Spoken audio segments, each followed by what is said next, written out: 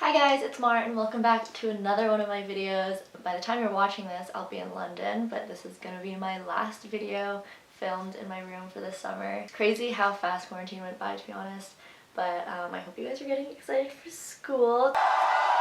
Today I'm gonna be talking about how to start the new school year strong.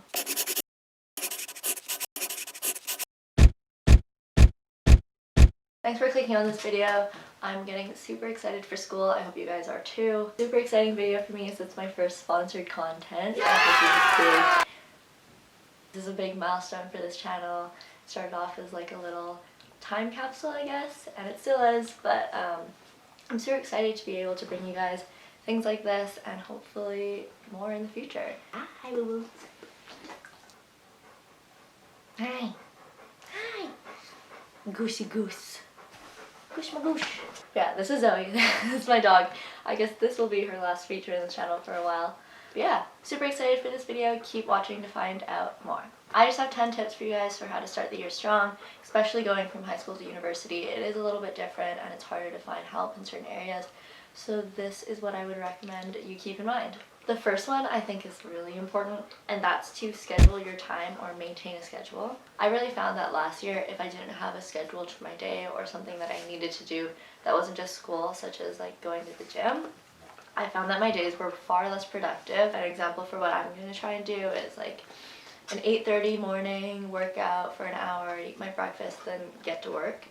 And that way it gives me a time frame to work towards, so that I'm not sitting and doing the same thing for 3 hours and getting sick and tired of it, or not putting in as much quality effort as I can. And that way it gives you kind of like a goal at the end of the day, like, oh, at 3 if I'm gonna go to Starbucks and grab a drink, or I'm gonna go work out at 3, it gives you some sort of thing to look forwards to. Especially when it comes to midterms and finals, I think it's really important to schedule your time, but I'll be talking about that probably a little bit more closer to exam season. My second tip is to take breaks. First year can seem really intense, so I understand if you want to put a lot of effort into your schoolwork, but it's really important to also take breaks. It can make your studying a whole lot worse if you never stop, and taking breaks to eat, especially and snack or talk to a friend, is really important. Just make sure that your breaks don't go on forever. I definitely took a couple breaks that were far too long last year and it did not help, so definitely time your breaks. 5 to 10 minutes is usually a really good time. My next tip is to understand your syllabus. Especially starting in first year, it can be kind of hard to understand how university courses work, especially from course to course. It depends on what you are graded on and what you're tested on. It's really important to read your syllabus all the way through. The things I really find important is finding out what you're actually going to be tested on, and then you can base how you study off of that. Look at what the suggested reading and learning schedules are, especially maybe for online courses. They will put out a timeline of how many chapters you should be done a day, how many pages of readings you should be done a day, and that can be really helpful, especially if you don't really know where to start. Third thing I would really look out for on your syllabus is where to find help. Finding help, obviously, not an embarrassing thing at all, and once you ask for that help, they can help you understand it in a different way that can click better in your brain. Definitely look at where to access help. There's lots of TAs, there's oftentimes office hours and help centers that you can go to. My fourth tip would be to use the tools around you.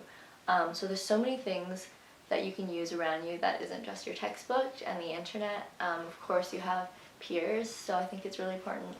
For a lot of classes, they do have peer group chats, and that's a really good place to find past exams that people have found. Asking general questions, because a lot of people can explain it to you that way. Your TA and your prof are being paid to help you and help you succeed, so make sure you take advantage of that. The final one that is definitely pretty accessible, I would say, is upperclassmen. So that can be your softs or your RAs if they're in the right faculty. Or just like anyone you know who's older than you or have done that course before if they have any tips. As well as using the people around you, there's also online tools, and this is where it comes to my sponsored content for you guys. I was asked by Pearson Canada to show you guys some of their new e-learning tools, and the first one I'm going to talk to you guys about is their Pearson Prep. Pearson Prep is basically an app you can get on your phone and your tablet, and it's just like a flashcard app. The app is super affordable, it's in fact free. There are expert decks on there which do cost only $1.39 more, and they do have some free trial options to sample it before you buy it.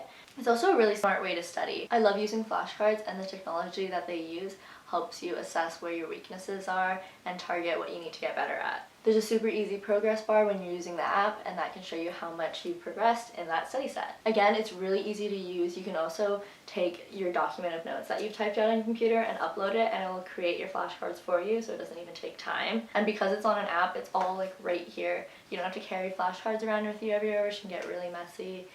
Definitely for biochem, I had a stack about that big, and every time I walk around I have to be so careful to move them, and one time in fact it spilled everywhere and they were all in the wrong order. And lastly, it's fun. I love flashcards. They kind of turn it into a game, so it's really easy to feel like you're not studying when you're using it, and you can earn coins and you can earn different skins and designs to your cards.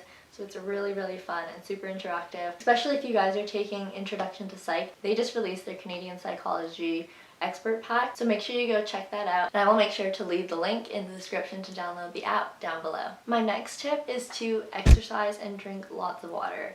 I find that when I'm moving my body around and staying healthy, that I can focus a lot better. Exercising is like one of the best ways to clear your mind. Put up a 10-minute video from YouTube. It can be as simple as that and as short as that, but it can really make the whole difference in how you guys are studying. My next step is to find your motivator or your intention. Don't just study for the sake of studying, like I need to get through undergrad.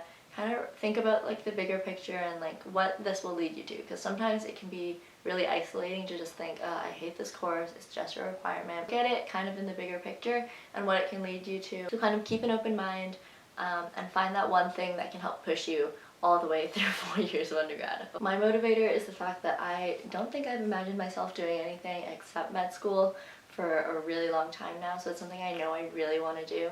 So for me to get there, of course, I have to study well and do well in all these different types of courses, and that can help push me a little bit more to go beyond the tiny things that I don't want to learn. My next tip kind of goes along with the last couple ones, but it is sleeping. That is really important. I remember grade 12, I slept so little, and all of a sudden in university, I guess the level of learning is just that much higher. I don't know. Definitely sleep.